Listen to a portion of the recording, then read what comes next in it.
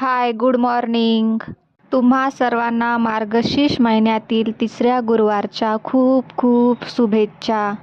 आज सकाळची सुरुवात ही छानपैकी फुले व गणपती बाप्पांना हराळी आणण्यापासून झाली. त्यानंतर लगेचच उंबरठ्यावरती हळदीचे लेपन करून त्यावर सुंदर अशी छानपैकी रांगोळी काढली. त्यामुळे बघा किती प्रसन्न वातावरण तयार झालं होतं. नंतर लगेचच पूजेची सर्व सामग्री घेतली आणि नंतर गणपती बाप्पा आणि लक्ष्मी आईचा पंचामृताने अभिषेकही करून घेतला आहे.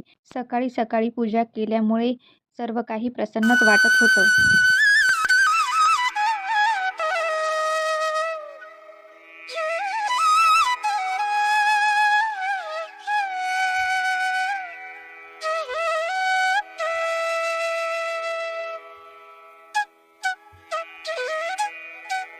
पूजा आवडली की नाही नक्की कमेंट करून सांगा.